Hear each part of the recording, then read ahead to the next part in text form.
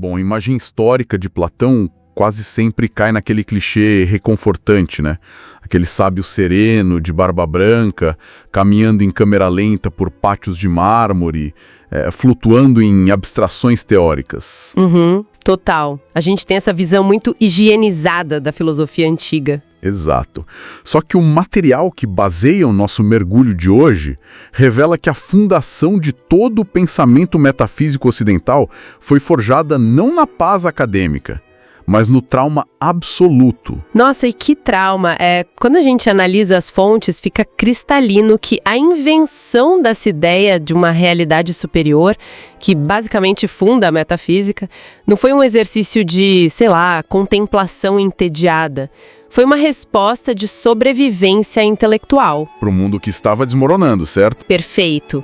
Um mundo físico, social e político que parecia ter perdido completamente qualquer âncora moral. É fascinante porque a gente precisa entender o homem antes de entender as ideias. O texto até aponta um detalhe que muita gente esquece. O próprio nome Platão era só um apelido, né? Significava amplitude, por causa da testa larga ou dos ombros largos dele. O nome verdadeiro era Aristócles. Isso, Aristócles. E o destino desse jovem já estava absolutamente traçado do berço. A família dele era da alta aristocracia ateniense. O pai dizia descender do lendário rei Codrus, a mãe tinha parentesco com Solon, que foi o arquiteto das leis de Atenas. Ou seja, o cara nasceu para governar. O caminho natural seria ele assumir a liderança política como se fosse tipo uma lei da gravidade. Sem dúvida. O que torna a desilusão dele algo muito mais visceral. O material destaca o ano de 404 antes da nossa era. Atenas perde a Guerra do Peloponeso e cai nas mãos de um governo oligárquico terrível. A famosa tirania dos 30. Exatamente. E o mecanismo de horror para o jovem Platão foi super íntimo. Figuras centrais dessa tirania eram parentes próximos dele, como Cármides e Critias. Tios e primos instaurando expurgos, assassinatos, roubando o próprio povo, só para manter o poder. E é riqueza da família. Imagina a cabeça de um jovem idealista vendo a própria família fazer isso. Deve ser enlouquecedor. Mas aí a ironia trágica bate mais forte. Porque essa tirania cai, a democracia volta e a gente pensa, bom, agora melhora. É o que se esperava, né? O lado supostamente luminoso da moeda política. Mas a situação piora de um jeito irreparável. Em 399, é justamente o governo democrático que condena Sócrates à morte. E ele bebe a cicuta. Sócrates, que para Platão era simplesmente a bússola moral da cidade, o homem mais justo vivo. Como que alguém confia em qualquer sistema humano depois disso? A aristocracia vira um banho de sangue e a democracia assassina o cara mais sábio de todos. Esse colapso explica a guinada radical dele. Platão conclui que, olha, toda a política da época estava podre na raiz. Nenhuma lei ia funcionar se a essência humana não mudasse. E o ápice desse choque de realidade acontece na viagem dele para Siracusa, na Sicília. Essa parte de Siracusa me soa quase como uma tragicomédia. Ele tenta usar Dionísio I, que era um tirano super brutal, como, sei lá, um laboratório prático para o conceito do rei filósofo. É uma tentativa ousada, para dizer o mínimo. Nem do hoje, parece de uma ingenuidade bizarra. Como que um cara genial achou que podia chegar na corte de um ditador impulsivo, dar umas aulas de silogismo moral e convencer o cara a agir com ética? Pois é, mas a pesquisa aponta que não foi só ingenuidade, foi um teste extremo de uma teoria que estava nascendo. Ele precisava saber se a filosofia tinha força para subjugar o poder político bruto. Spoiler, não tinha. Deu muito errado. Deu terrivelmente errado. Dionísio ficou irritadíssimo e simplesmente mandou vender o Platão secretamente como escravo. Caramba! Vendido como escravo no mercado. Sim. E ele só não terminou os dias assim porque, por pura sorte, um cara chamado Anicérides de Cirene o reconheceu e pagou o resgate. E foi esse fracasso, essa humilhação quase fatal, que provou para ele que não dá para educar um governante corrupto e adulto que já está no topo do poder. Tem que começar do zero. Exato. Daí nasce a necessidade de criar um ambiente controlado para cultivar líderes desde cedo. e isso resulta na fundação da famosa Academia em Atenas. E aqui entra um paradoxo que o material de estudo destaca bastante. A gente conhece toda essa história pelos textos do Platão, mas o autor mesmo desconfiava da escrita. Profundamente, nas chamadas doutrinas não escritas. Ele argumenta na Carta Sétima que escrever sobre as verdades supremas era inútil e perigoso, porque um texto morto, num papiro, não consegue se defender, não interage, é estático. É a herança da maêutica do Sócrates. Para ele, compreender essas realidades elevadas não é tipo transferir dados, não é jogar água de um balde para o outro. Exige choque, exige o atrito do debate ao vivo. É por isso que ele escrevia em forma de diálogos teatrais. Para obrigar quem lê a formular a ideia ativamente junto com os personagens. Exatamente. Simular a tensão das perguntas e respostas. Tá. Então, a política prática falhou de forma catastrófica. As palavras escritas são insuficientes. Para onde a mente desse cara corre? Para a segunda navegação. Essa é a grande metáfora do texto de hoje, e é o que rompe as barreiras de tudo que os pré-socráticos tinham pensado até ali. A linguagem naval explica isso muito bem, né? A primeira navegação era movida pelos ventos. Representava os filósofos antigos procurando as causas do universo na física. Água, ar, fogo. Tales, Heráclito. Mas o vento da física provou ser insuficiente. E quando o vento para no meio do mar, o que você faz? Pega os remos? E remar exige um esforço físico terrível. Na metáfora, é o esforço intelectual exaustivo para procurar causas invisíveis, causas que estão além dos sentidos, o que leva o Platão a descobrir o tal do hiperurânio. Mundo das ideias, ou os eidos. E aqui a parada fica realmente interessante para quem curte tecnologia, porque, trazendo os eidos para nossa época, as ideias para ele não são só pensamentos flutuando numa nuvem abstrata. Elas são literalmente o código-fonte imutável do universo. Nossa, essa analogia do código-fonte é perfeita. O erro das filosofias antigas era confundir a ferramenta com a causa. Tipo, quando a gente olha para uma pessoa bonita, a primeira navegação tenta explicar essa beleza pelas proporções físicas, pela química. Pela simetria do rosto. Isso. Mas a segunda navegação diz que a química e a biologia são apenas concausas, ferramentas. A verdadeira causa para algo ser belo é porque aquele objeto consegue espelhar ou participar da ideia universal do belo, que fica nesse mundo das ideias. Então, seguindo a lógica do software, se o mundo das ideias é o código-fonte perfeito de um jogo, o mundo físico que a gente habita seria a interface gráfica. O problema é que a nossa interface é cheia de engasgos, artefatos, lentidão e glitches. O que levanta uma dúvida cruel. Se o código original é tão impecável, por que o mundo físico é tão falho e caótico? O texto menciona um tal de demiurgo, né? O demiurgo é o artífice divino.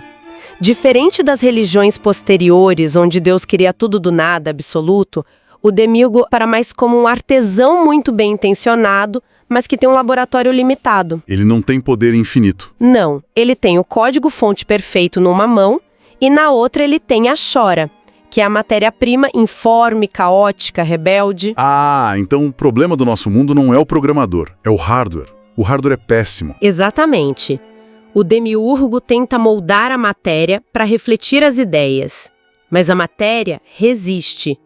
Então o mundo físico e o tempo, que o material lindamente chama de a imagem móvel da eternidade, são só o melhor arranjo possível, o melhor que deu para fazer com aquele hardware ruim. Isso isenta o divino da culpa pelo mal no mundo, mas também cria um gargalo formidável para a gente. Porque veja bem, se a realidade absoluta opera nesse código-fonte puramente inteligível e o nosso cérebro humano está trancafiado numa máquina biológica que sente fome, adoece, cansa... Que é feita dessa matéria caótica. Como é que o nosso intelecto consegue conceber a existência dessas ideias puras? As fontes detalham a teoria da anamnese, que diz que a gente não aprende nada do zero, a gente apenas recorda. Sendo muito franco, aqui a impressão comum entra num curto-circuito. Ah, entra mesmo. Fica difícil engolir essa ideia de primeira. Como Platão justifica que uma criança que acabou de nascer tem no HD da mente dela a compreensão total da geometria tridimensional? Ou o conceito puro do que é a justiça, Parece um salto de fé gigantesco. Parece, até você examinar o experimento prático que ele relata no diálogo Menon. A anamnese não diz que um bebê sabe fórmulas de física quântica conscientemente. O que a alma imortal carrega desde antes de nascer são as estruturas lógicas absolutas. Tá, e como ele prova isso? No diálogo, o personagem de Sócrates desenha na areia e começa a fazer perguntas matemáticas para um jovem escravo que nunca tinha estudado geometria na vida. Zero instrução formal. E só recebendo as perguntas certas, o escravo deduz um teorema super complexo sozinho. Autonomamente. Ou seja, a experiência empírica, os riscos na areia, não colocaram o conhecimento na cabeça dele. Eles só serviram de gatilho para a alma acordar e lembrar do que já sabia. E o motivo desse resgate ser tão difícil, tão sofrido, é a nossa prisão atual. O texto fala que o corpo não é uma casa, é o túmulo e o cárcere da alma. E no diálogo Fedro, ele explica a mecânica dessa prisão com o famoso mito do carro alado. A nossa alma não é uma coisa só, pacífica. Ela é uma carruagem turbulenta. No comando das rédeas, você tem o piloto, o áuriga, que é a nossa razão. E esse piloto tem o pior trabalho do mundo. Nosso pior. Ele tenta voar para o mundo das ideias, mas é puxado por 2 cavalos que estão em guerra aberta entre si. As fontes descrevem bem os cavalos. Um deles é nobre, disciplinado. Fica ali na parte volitiva, é onde mora a nossa coragem. Mas o outro cavalo, esse descreve bem a falha do nosso hardware biológico. O cavalo rebelde. Sim, atarracado, de olhos injetados. Ele simboliza a nossa parte concupiscível, os desejos básicos, sede de prazer, acúmulo de coisas materiais, e o esforço do piloto para domar esse bicho é o que baseia a frase absurda do Platão de que a verdadeira filosofia é um treinamento constante para a morte. É desvincular a mente, ainda em vida, dos impulsos puramente fisiológicos. E olha, o jeito que você doma esses cavalos não é só para ter uma vida mais tranquila hoje. Tem implicações para além da biologia. O material entra no escatológico mito de Er. A parte da reencarnação, certo? Isso. Diferente daqueles sistemas de karma fechados, Platão cria uma imagem das almas desencarnadas num descampado onde os modelos de vidas futuras, tipo paradigmas de vida mesmo, estão espalhados pelo chão. E a ordem divina é: escolham. As almas caminham e selecionam o modelo da próxima vida na Terra. Mas, olhando com uma lente crítica moderna, eu fiquei pensando, a implicação disso soa quase impiedosa. Como assim? Se o livre-arbítrio atua antes de nascermos, isso não acaba servindo para culpar alguém em sofrimento extremo pela própria tragédia? É tipo falar para uma pessoa miserável: você examinou as opções e assinou esse contrato antes de nascer. A culpa é sua. Essa é uma inquietação super válida e tem gerado debates há séculos. Mas a exegese do material sugere que o objetivo do mito de Er não é culpar a vítima ou pregar conformismo. O objetivo primário é absolver os deuses pela injustiça do mundo. Platão manda uma frase fortíssima: a virtude não tem senhor. A divindade está isenta de culpa, a escolha de quem escolhe. Então o foco não é a punição, mas o motor dessa escolha? Exato. Uma alma que foi brutalizada e ficou obcecada por poder numa vida vai escolher num impulso cego reencarnar como um grande ditador na próxima, sem perceber que no contrato do ditador está embutido paranoia, traição e miséria interna. Entendi. Então o treinamento diário contra aquele cavalo rebelde é para a gente ter lucidez de escolher uma vida mediana, focada na justiça quando chegar a nossa vez. O mito aqui vira uma ferramenta estrutural. Quando a escada da lógica matemática acaba, Platão puxa a alavanca do mito para catapultar a mente para o inexplicável. Uma sacada genial, e ele sabia que o aperfeiçoamento só do indivíduo não bastava. Platão tinha perdido Sócrates, tinha o sangue do povo nas mãos dos parentes oligarcas. O indivíduo sozinho na carruagem não sobrevive num mundo corrompido. Não adianta consertar o indivíduo num vácuo, se a cidade inteira idolatra os cavalos rebeldes. Isso transforma filósofos em prisioneiros mortos. Ele precisava de uma macroestrutura que nos leva à república. a obra-prima dele. O estado ideal para Platão é inseparável da alma humana. É como usar um telescópio. O que acontece dentro da alma, acontece na sociedade. 3 partes da alma, 3 classes sociais. Desconsiderando de quem a pessoa é filha, a divisão é pela inclinação natural. Na base a gente tem os produtores, artesãos e comerciantes. Que são o reflexo do cavalo concupiscível. Lidam com dinheiro e comércio. A virtude deles precisa ser a temperança. Um degrau acima, os guardiões e guerreiros, espelhando o cavalo nobre da coragem. A função deles é só a defesa militar. E no topo, os governantes filósofos, a razão segurando as rédeas. A justiça seria essa engrenagem rodando sem que ninguém tente roubar a função do outro. Só que, para garantir que essa utopia funcionasse, os mecanismos de contenção que ele cria para a elite são bizarros, chocam qualquer leitor até hoje. Muito. A abolição da riqueza privada, do ouro, da prata para os guardiões e governantes. Sim, eles vivem com o mínimo sustentado pelo Estado. Mas o que dá um nó na cabeça é a abolição da família nuclear. O texto é bem explícito. Não tem casamento tradicional, as mulheres treinam e governam igualzinho aos homens, o que era impensável na época. E as crianças? E as crianças? Elas são levadas para creches do Estado assim que nascem.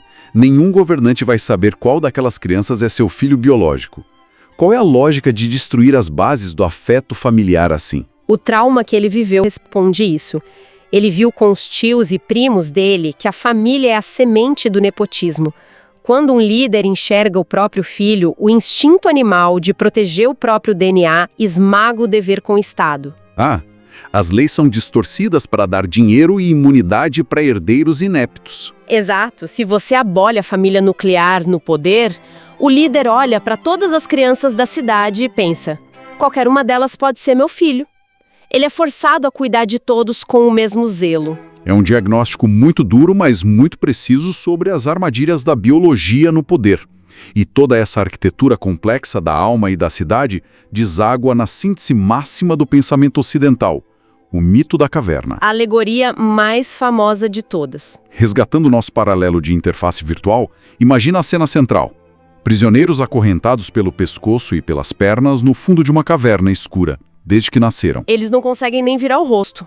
O cosmos inteiro deles é uma parede rochosa na frente deles e atrás tem uma fogueira projetando sombras nessa parede. E eles acham que aquelas sombras, que são só silhuetas distorcidas, são a realidade verdadeira. É a chamada doxa, a crença pura nos sentidos rasos, até que ocorre a ruptura mecânica.